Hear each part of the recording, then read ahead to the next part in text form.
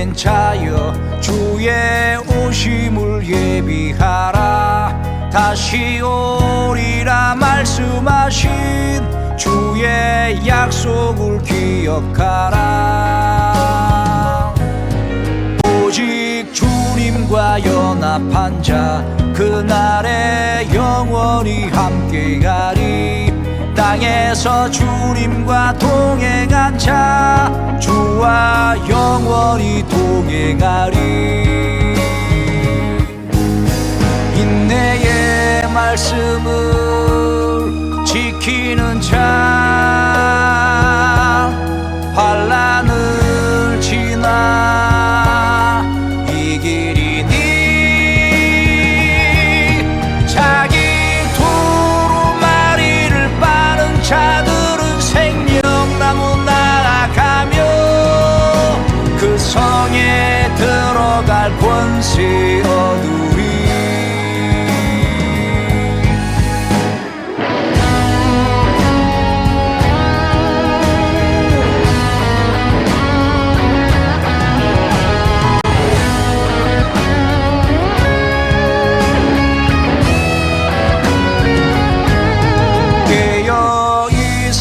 교회된 자여 주의 오심을 예비하라. 다시 오리라 말씀하신 주의 약속을 기억하라. 오직 주님과 연합한 자 그날에 영원히 함께하리. 땅에서 주님과 동행한 자 주와 영원히 동행하리. 인내의 말씀을 지키는 자 환난을 지나 이기리니. 자기 두루마리를 빠는 자들은 생명나무 나아가며 그 성에 들어갈 권세 얻으리. 인내의 말씀을 지키는 자 환난을 지나 이기리니. 자기 두루마리를 빠는 자들은 생명나무 나아가며 그 성에 들어갈 권세 얻으리. 자기 두루마리를 빠는 자들은 생명나무 나아가며 그 성에 들어갈 권세 얻으리. 그 성에 들어갈 권세 얻으리.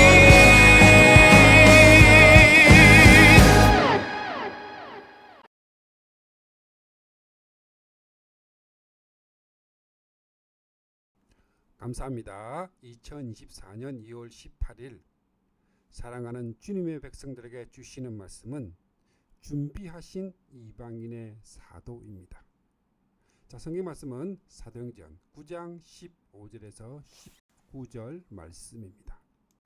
주께서 이르시되 가라. 이 사람은 내 이름을 이방인과 임금들과 이스라엘 자손들에게 전하기 위하여 택한 나의 그릇이라. 그가 내 이름을 위하여 얼마나 고난을 받아야 할 것을 내가 그에게 보이리라 하시니. 아나니아가 떠나 그 집에 들어가서 그에게 안수하여 이르되 형제 사울아, 주 곧 내가 오늘 오는 길에서 나타나셨던 예수님께서 나를 보내어 너로 다시 보게 하시고 성령으로 충만하게 하신다 하니. 즉시 사울의 눈에서 비늘 같은 것이 벗어져 다시 보게 된지라. 일어나 세례를 받고 음식을 먹음에 강건하여 지니라. 아멘. 사도행전 9장 15절에서 19절 말씀입니다.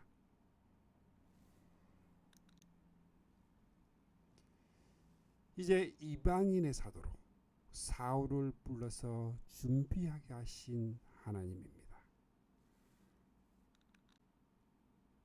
먼저 사울아 사울아 부르셨습니다. 사울아 사울아 내가 어찌하여 나를 핍박하느냐. 사울을 부르셨습니다. 사울이 경험한 회심 사건은 교회 사건에 있어서 가장 독특한 사건임이 분명합니다. 이 말씀을 볼 때 우리는 조심을 해야 합니다. 하나는 사울에게 일어났던 경험이, 즉 빛이나 음성이 자신에게도 일어날 수 있다는 신비주의적 현상입니다.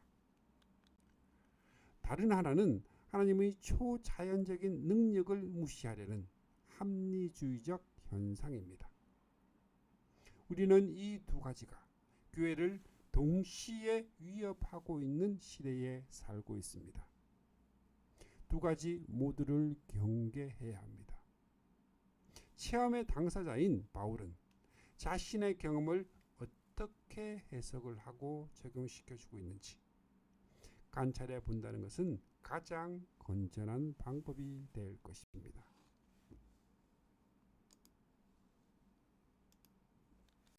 먼저 부르심입니다. 서신서들을 읽어보면 바울은 부르심에 남다른 강조점을 두고 있음을 보게 됩니다.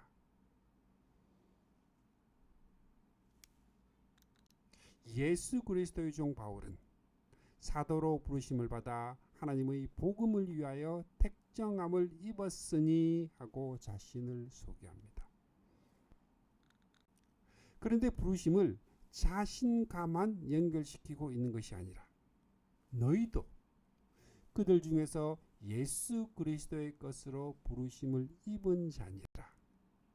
모든 성도들에게 일반적으로 적용하고 있습니다. 로마에 있는 하나님의 사랑하심을 입고 성도로 부르심을 입은 모든 자에게 이렇게 말씀합니다. 고린도 교회에 보낸 편지에서도 하나님의 부르심을 받아 예수 그리스도의 사도가 된 바울은 고린도에 있는 하나님의 교회에 이 편지를 씁니다. 그리스도 안에서 거룩하여지고 성도로 부르심을 받은 여러분에게 문안드립니다. 고린도 교회에 편지합니다. 자신만이 아니라 모든 그리스도인들은 하나님께 부르심을 받은 성도, 거룩하게 구별된 무리라고 해석합니다. 그리고 믿고 있습니다. 하나님에 의하여 택함을 받고 그리스도에 의하여 구속함을 받고 성령님에 의하여 부르심을 받지 않았는데 하나님의 자녀가 될 수 있는 자는 아무도 없습니다.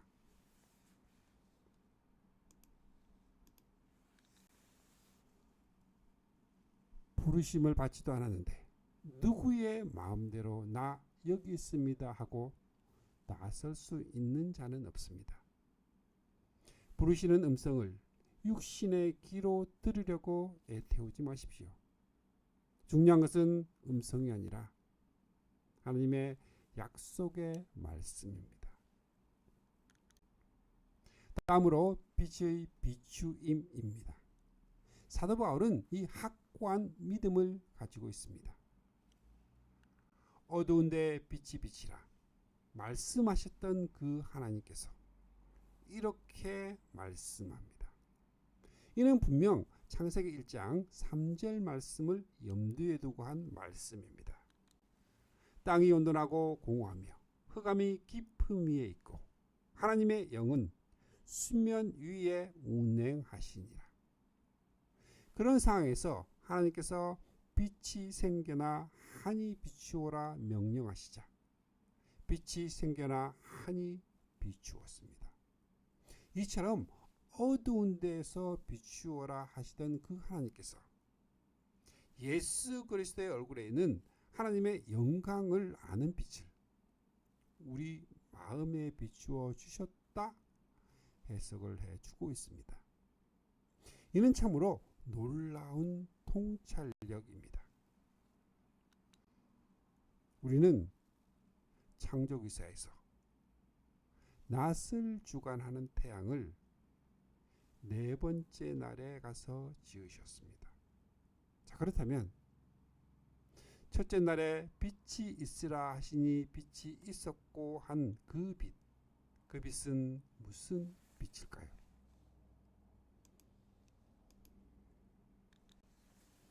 사도 바울은 거기서 흑암에 행하던 그 백성이 큰 빛을 보고 사망의 그늘진 땅에 거주하던 자에게 빛이 비치도다 하신 복음의 빛을 보았던 것입니다. 바울 사도는 땅이 혼돈하고 공허하며 흑암이 깊음 위에 입구에서 그리스도를 만나기 이전의 인간 심령 상태를 보았습니다. 그리고 그 상태를 어두운 데서라는 이 한마디로 표현을 했던 것입니다.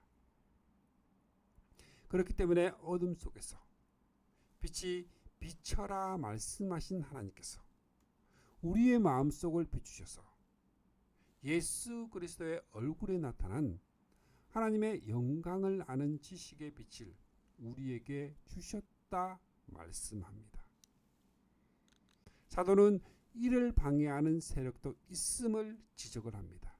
그 중에 이 세상의 신이 믿지 아니하는 자들의 마음을 혼미하게 하여 그리스도의 영광의 복음의 강체가 비치지 못하게 하매니 허물과 죄로 죽어서 에스겔 골짜기의 마른 뼈와 같았던 인간이 그리스도의 영광의 복음의 강체를 보지 못하고 스스로 살아날 자가 있을까요?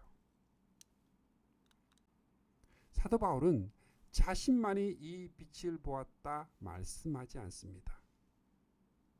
우리 마음에 비추셨느니라.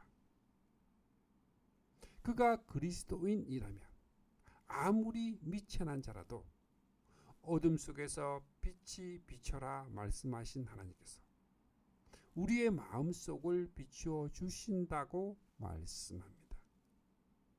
사도는 빛을 눈에 비추었다 말씀하시지 않고 마음에 비추셨느니라. 중요한 것은 마음입니다.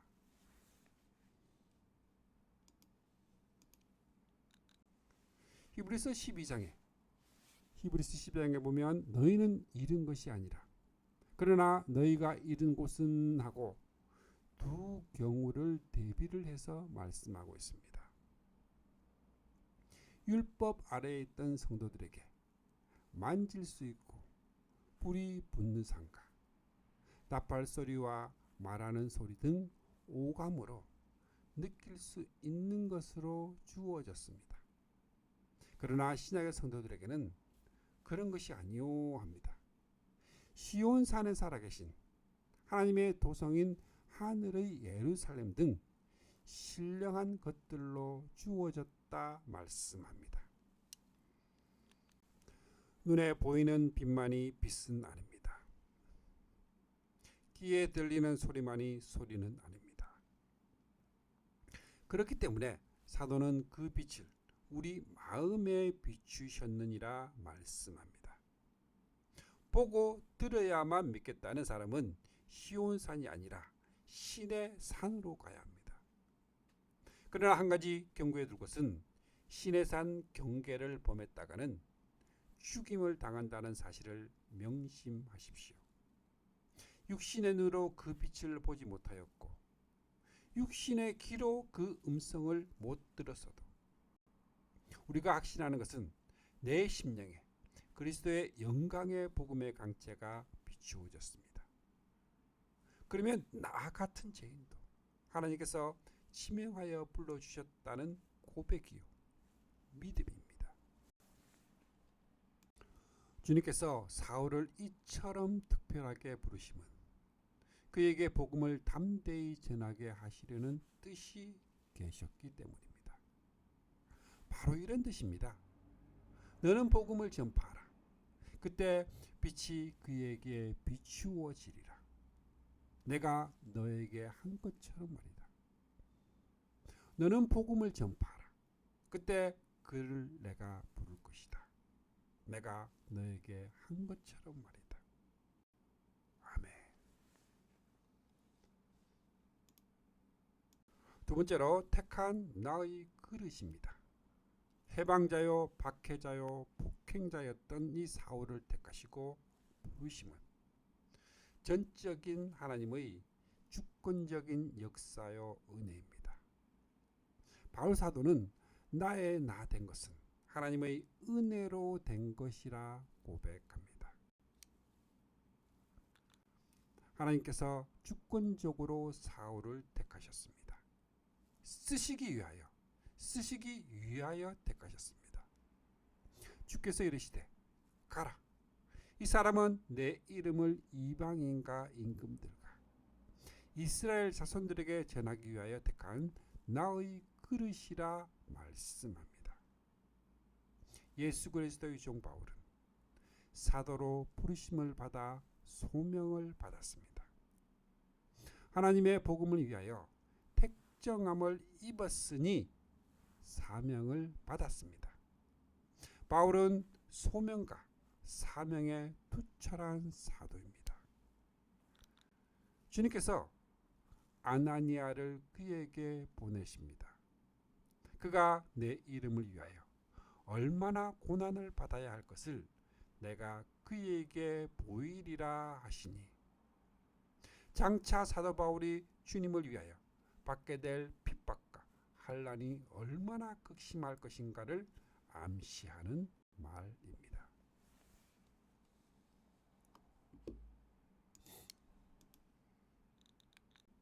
고린도전서 4장 9절에서 13절.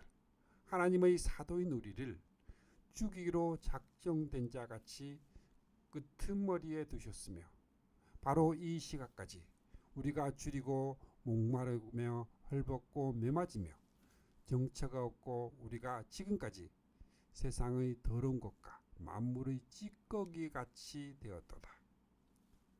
고린도후서 1장 8절에서 9절. 우리가 아시아에서 당한 환난을 너희가 모르기를 원하지 아니하노니 힘에 겹도록 심한 고난을 당하여 살 소망까지 끊어지고 우리는 우리 자신이 사형 선고를 받을 줄 알았으니. 고린도후서 11장 22절에서 27절.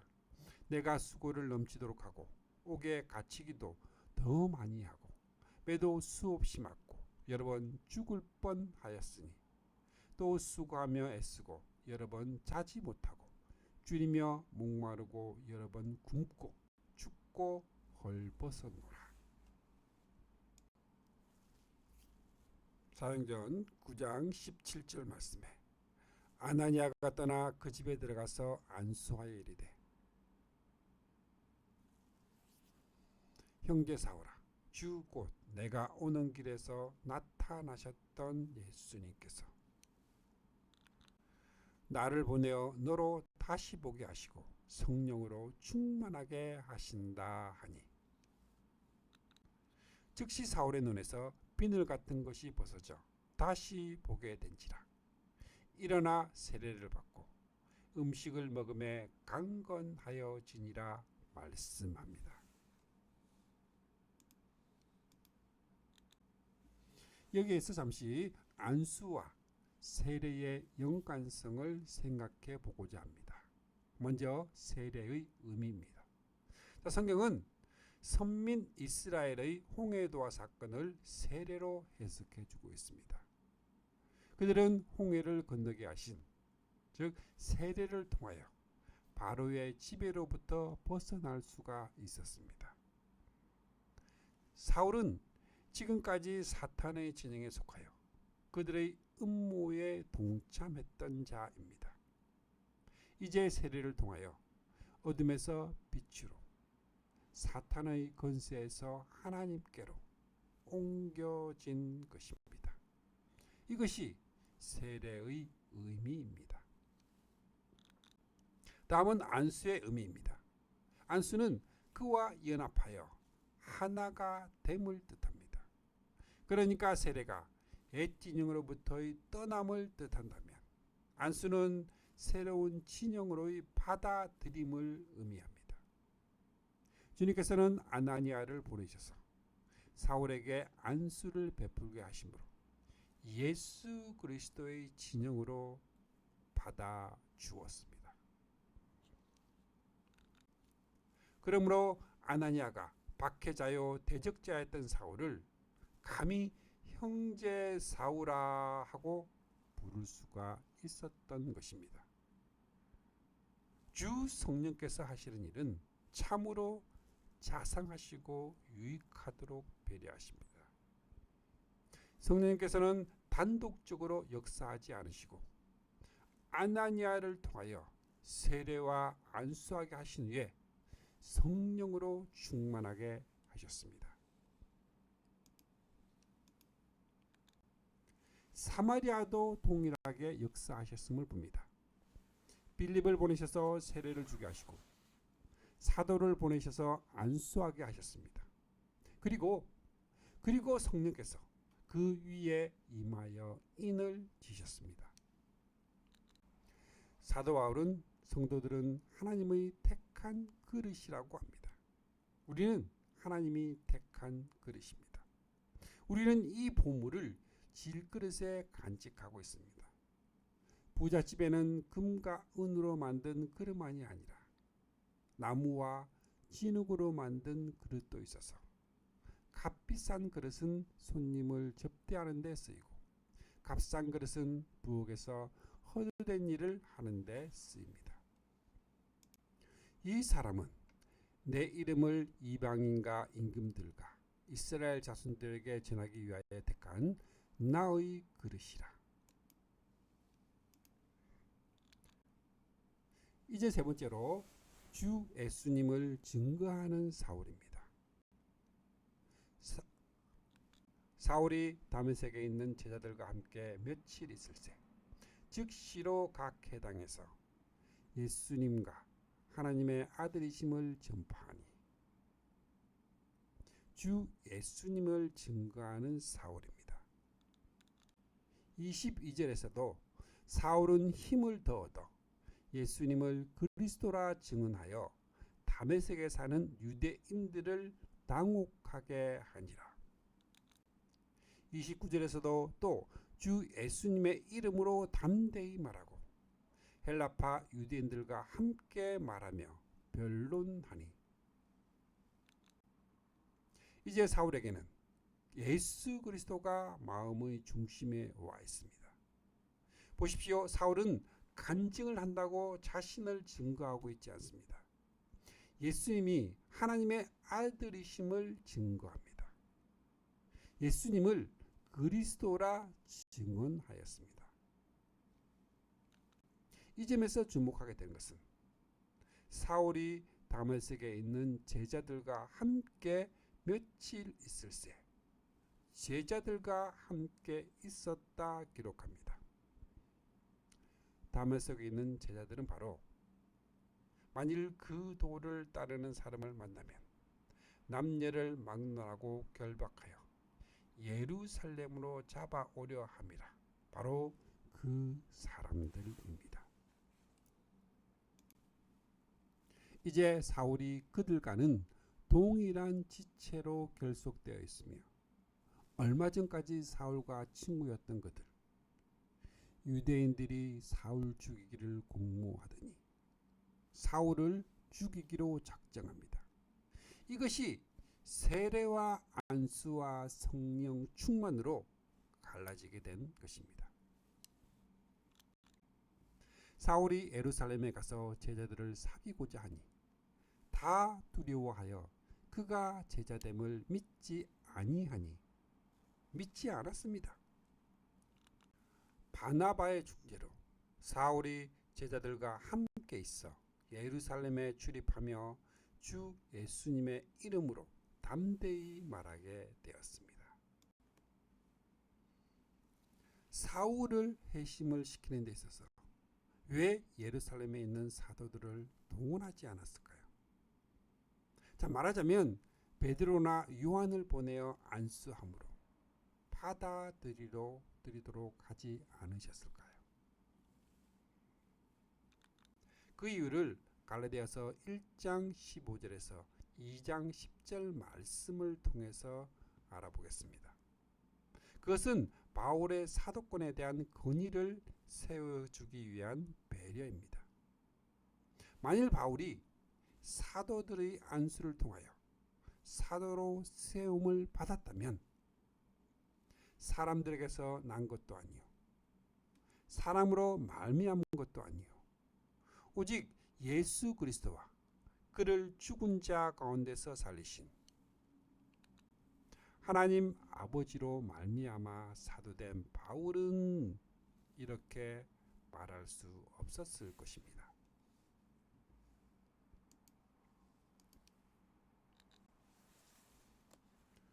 그리고 나에게 그 아들을 나타내 보이셨습니다. 나를 이방인들에게 보내요. 예수님에 대한 복음을 전하게 하기 위해서입니다. 이런 일이 있은 뒤에 나는 의논할 사람을 서둘러 찾아 나서거나 하는 그런 행동은 하지 않았습니다. 나보다 먼저 사도로 임명된 사람들의 의견을 듣고자 예루살렘으로 올라가지 않았습니다. 예루살렘 교회의 지도자적인 위치에 있는 사람들은 내가 선포하고 있는 내용의 어떤 새로운 것도 첨가하지 않았습니다.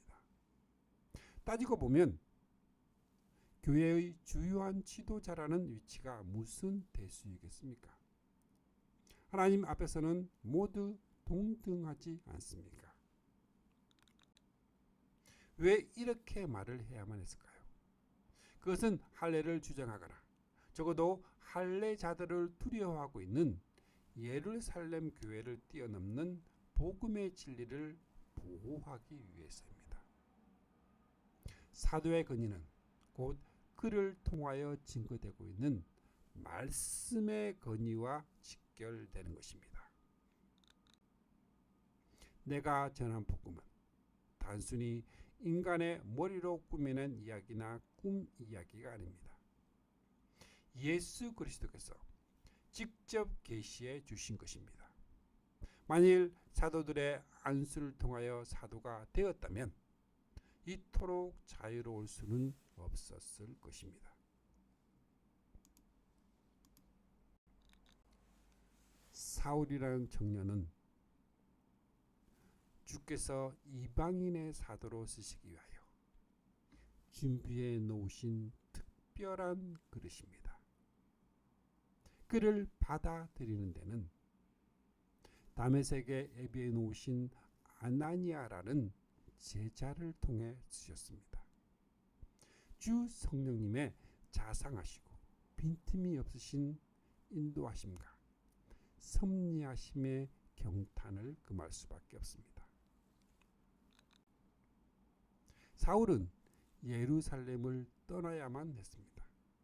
그 표면적인 이유로는 헬라파 유대인들이 그를 죽이려고 했기 때문입니다. 그러나 주님께서는 속히 예루살렘에서 나가라 하시며 내가 너를 멀리 이방인에게로 보내리라 하셨기 때문입니다. 사울은 아라비아에 3년을 머물게 됩니다. 주님께 3년 동안 가르침을 받은 기간일 것입니다. 그리하여 온 유대와 갈릴리와 사마리아 교회가 평안하여 든든히 서가고 주를 경외함과 성령의 위로를 진행하여 수가 더 많아지니라. 주님을 경외합니다. 초대교회 성도들이 여호와와의 규례와 법도 곧 언약의 말씀을 지켜 하나님을 섬겼음을 뜻합니다. 여호와를 경외하라. 우리를 택하신 목적입니다. 믿음의 조상 아브라함을 택하신 목적은 여호와를 경외하기 위함입니다. 창세기 18장 19절 여호와의 도를 지켜. 창세기 22장 12절 이제야 내가 하나님을 경외하는 줄을 아노라. 출애굽의 목적도 여호와를 경외하기 위함입니다. 출애굽기 3장 12절, 7장 16절, 8장 1절, 9장 1절, 13절, 10장 3절 여호와를 섬기리라. 신명기 4장 10절, 5장 29절, 6장 24절, 8장 6절 여호와를 경외하고 자녀들에게 여호와 경외하기를 배우게 하라. 홍해와 요단강을 건너게 하신 목적도 여호와를 경외하게 하기 위함입니다. 여호수아 4장 23절에서 24절 너희의 하나님 여호와께서 요단물을 너희 앞에서 마르게 하사 너희를 건너게 하신 것이 너희의 하나님 여호와께서 우리 앞에 홍해를 말리시고 우리를 건너게 하심과 같으니 너희가 너희의 하나님 여호와를 항상 경외하게 하려 하심이라. 믿음의 선진들도 여호와를 경외하라고 가르쳤습니다. 여호수아는 여호수아서 24장 14절 그러므로 이제는 여호와를 경외하며 온전함과 진실함으로 그를 섬기라. 솔로몬은 전도서 12장 13절 하나님을 경외하고 그의 명령들을 지킬지어다. 이것이 모든 사람의 본분이니라. 말라기 선지자는 말라기서 3장 16절에서 4장 3절에 여호와를 경외하는 자와 그 이름을 존중히 여기는 자를 위하여 여호와 앞에 있는 기념책에 기록하셨느니라. 그때에 너희가 돌아와서 의인과 악인을 분별하고 하나님을 섬기는 자와 섬기지 아니하는 자를 분별하리라.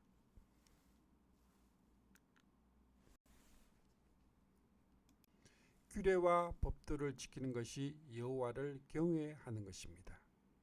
신명기 6장 20절에서 25절 내 아들이 내게 묻기를 우리 하나님 여호와께서 명령하신 증거와 규례와 법도가 무슨 뜻이냐 하거든 여호와께서 권능의 손으로 우리를 애굽에서 인도하여 내셨나니 우리가 우리 하나님 여호와를 경외하여 항상 복을 누리게 하기 위함이며 경외하기를 배우고 가르쳐야 합니다. 신명기 17장 18절에서 19절 이 율법서의 등사본을 레위 사람 제사장 앞에서 책에 기록하여 평생에 자기 옆에 두고 읽어 그의 하나님 여호와 경외하기를 배우며 신명기 31장 11절에서 13절 이 율법을 낭독하여 온 이스라엘에게 듣게 할지니 그들에게 듣고 배우고 내 하나님 여호와를 경외하며 이 율법의 모든 말씀을 지켜 행하게 하고 또 너희가 요단을 건너가서 차지할 땅에 거주할 동안에 이 말씀을 알지 못하는 그들의 자녀에게 듣고 내 하나님 여호와 경외하기를 배우게 할지니라.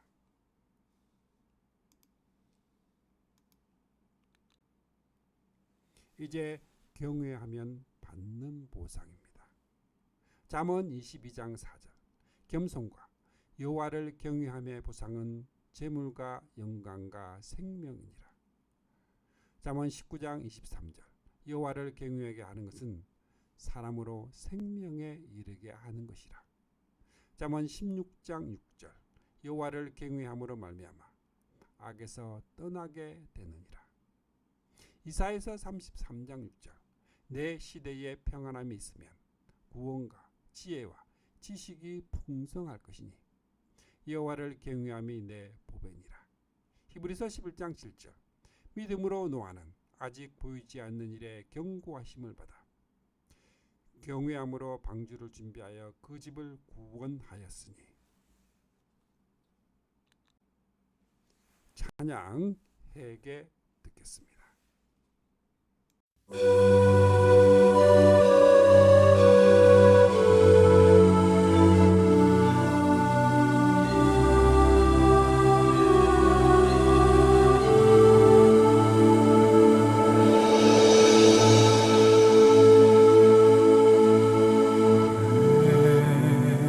회개합니다.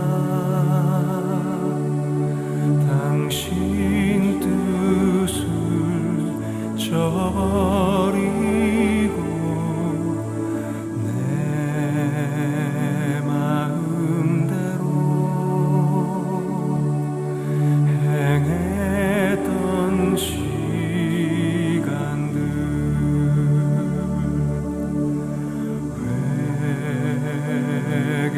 회개합니다. 그 사랑을 외면하고 내 방식대로 살았던 시간들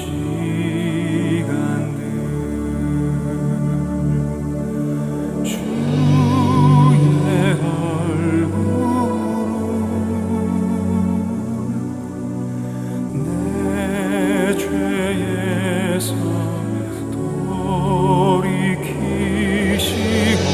내 모든 죄악을 도말하소서.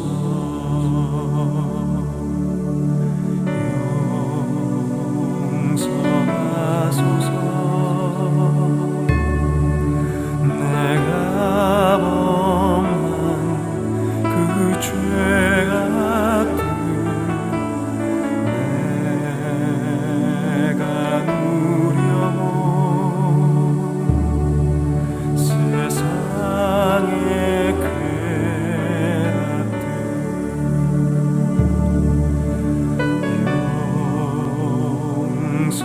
용서하소서. 주의 사랑하는 자들 상처를 주고 실족해 한 것을 사랑하고 통회하는 마음 멸시치 마소서. 내가 지금 주께로 나아갑니다.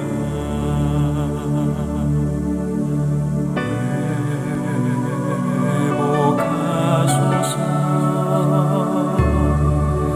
나의 상한 감정들을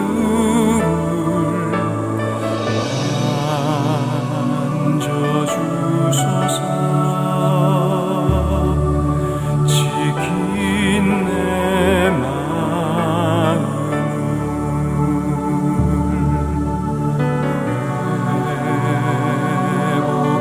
회복하소서. 당신의 거룩한 명으로 나의 영혼을 새롭게 하소서.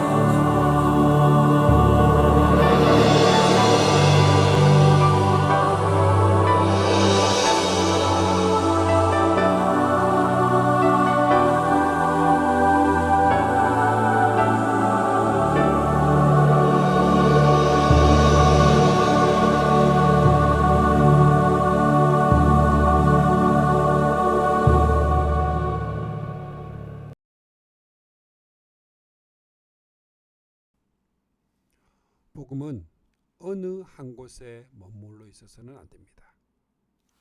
계속적으로 진행해야 합니다.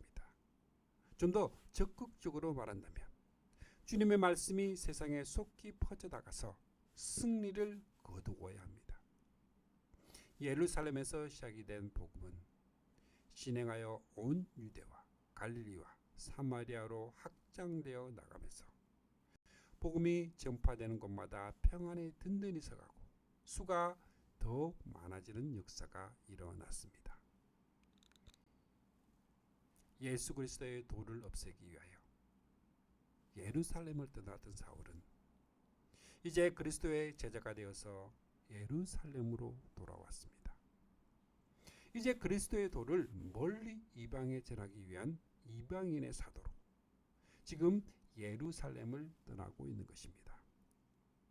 주감사구의 모든 성도님들도 항상 주님께 감사하며 그리스도의 도, 복음을 항상 전하는 기쁨이 우리 성도님들에게 언제나 있기를 축복합니다. 아멘.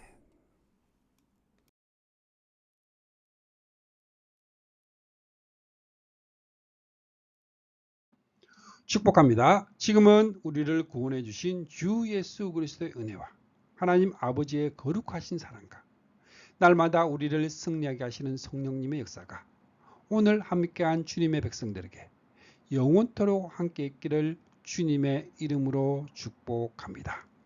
아멘. 주님의 사랑을 느끼며 사는 주감사교회 성도, 주님과 기쁨의 삶을 사는 주님의 자녀들이 되시기를 바랍니다.